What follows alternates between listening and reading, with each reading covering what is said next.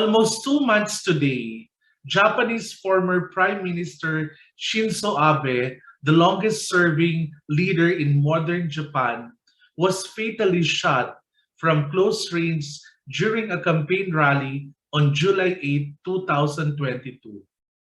Let's bring in Dr. Satoru Nagao, non-resident fellow at Hudson Institute.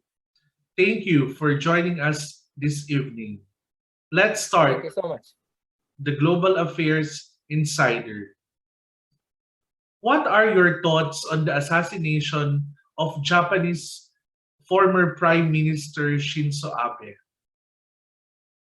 This was very big impact. He is strategist and he has the skill. He knows how to achieve this strategic vision. And so I think he is one of the greatest leaders in the world history. For example, the Indo-Pacific, for example, the Quad, this kind of the strategic vision is, he was a pioneer. So that's why this is historical, I think, as a counter-China strategy or rising region, which the Pacific side and Indian Ocean side as one integrated region. So very important impact he has.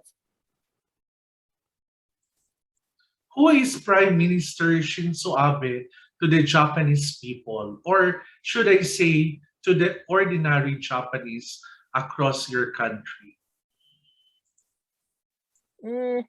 Of course, I have already explained the vision he has, the Indo-Pacific Quad, which has started in his remark in the Indian Parliament in 2007, the confluence of two seas, and Indo-Pacific is a strategic concept, including all of the country that shares the border issue with China. And at the same time, in the Indo-Pacific, when we check the influential country, except China, the four countries we can point it out, and which is Quad countries, the US, Japan, Australia, and India. So this is a very important strategic concept to deal with rising China's influence. But at the same time, for Japanese, he has another aspect. He tried to make Japan strong. Because yes, when we talk about Indo-Pacific and Quad, without strong Japan, it is not valuable as a strategic concept. Both India, both Japan are strong. In this case, China need to divide their defense budget at least two sides. But without strong Japan, only one side. So, and that strong Japan is another aspect of the Prime Minister Shinzo Abe. And indeed, there is a third aspect. Third aspect is he connects Asia and Europe as one effort. Recent years, you know, the United Kingdom, the United France, or Germany, they dispatched warship to the Indo-Pacific region. This kind of US allies joined counter-China strategy in the Indo-Pacific. So why such kind of situation has happened? Because Prime Minister Shinzo Abe has a balanced skill. His first country, he visited Vietnam and Indonesia as a first country, first foreign country to visit as a prime minister. So he respects Asia very much. His address about Indo-Pacific and Quad, in his address in the Indian Parliament, it's the first one. So he tried to improve India. So he respects Asia very much. But at the same time, he succeeded to persuade US allies in Europe to join this move. So he has the skill to connect Asia and Europe That's a very important aspect for the Prime Minister Abe. So three aspects, his vision, his strategist, another one is strong Japan, and third one is the connection between Asia and Europe. That's my opinion. As a politician, former Japanese Prime Minister Shinzo Abe wished to change Japan's constitution. What are some of the key areas he would want to pursue and why? Can you share with us your thoughts on this unrealized vision of the late former Prime Minister? Okay, but I have already answered a little, but simply said, without a strong Japan, we cannot deal with China.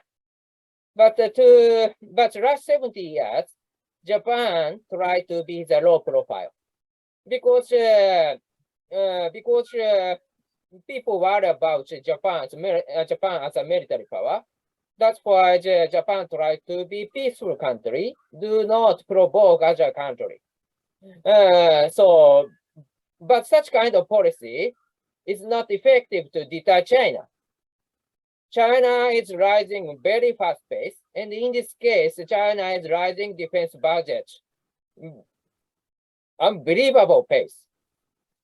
So under such kind of situation, we need to cooperate. But at the same time, how to divide the defense budget multi-direction? It's one of the important aspects of the cooperation of the country around China.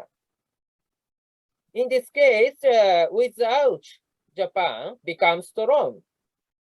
If China can ignore Japan, the other country cannot rely on Japan's power, even if they cooperate with Japan. So Japan need to be strong. But in this case, we need to raise the social status of the uniforms in the armed forces. Amendment of the constitution is related with this because still there is a legal issue. Can Japan possess the armed forces under the current constitution? Even if the government say, yes, this is legal, but when we read the constitution, a little strange feeling. Is it legal or not? So that's why we need to improve the situation to raise social status of the uniforms. Social status is very important because social status means influence. So to deal with China, Japan must be strong. So Prime Minister Shinzo Abe was right. Thank you. What were the monumental role of the former Prime Minister to the modern Japanese government? Yes, before the Prime Minister Shinzo Abe was sworn in, we can remember what happened. One kind of the word is easy to express that such kind of age. Japan passing. Japan passing is the word. For example, the US president want to visit South Korea or China. If this US president do not visit Japan or skip Japan to visit this country, it is one of the symbolic of the Japan passing. Because Japan is aging now, and Japan's power is declining, Japanese belief. That's why that age, the country in the world start to ignoring Japan. But once Prime Minister Shinzo Abe sworn in as a Prime Minister, he started to show the new strategic concept in the Pacific and the Quad, and other countries start to accept this. This means that instead of the passing, the Prime Minister Shinzo Abe show the influence from Japan to the world. So that's why the Prime Minister Shinzo Abe is a game changer character. Prime Minister Shinzo Abe's role is very important. Instead of the Japan passing, now the Japan can show the influence to the world, and it shows the influence to the world history as a counter-China strategy. That is big difference. Thank you. As a Japanese national, how would you remember the late Prime Minister in his contributions and legacy to your nation? In the possibility, I have already pointed out the three: the strategic vision and strong Japan, and connection between Asia and Europe, or other countries also connected, South America, Africa, Middle East, Central Asia, even if Eastern Europe, Russia, or Prime Minister Shinzo Abe try to connect. But at the same time, most important part is three, I think. The three is Indo-Pacific, strategic vision, Indo-Pacific and Quad. And many countries start to accept it as a strategic concept. And another one is he tried to strengthen Japan's power to deal with China and connected Asia and Europe, especially the US side. He tried to connect it. So he can explain his idea to the United States, and if the United States accepts the influence will be spread to the world. For example, recently we see China's intimidation toward Taiwan. But Prime Minister Shinzo Abe's last article was the U.S. strategic ambiguity over Taiwan must end. That kind of article was published. And this is a very important article to indicate what should the U.S. do in the future in this region. So view from this, still Prime Minister Shinzo Abe try to influence not only towards Japan, but also towards other countries, including the United States, and changing the security situation in the whole of Indo-Pacific and the whole of the world. So this is the legacy. And but can we continue this without him? That will be the matter from now. Thank you. Dr. Satoru Nagao, non-resident fellow at Hudson Institute, thank you. This is Rayron Del Rosario. That's the Global Affairs Insider. Follow us on our next episode only here in IPDCI News Channel.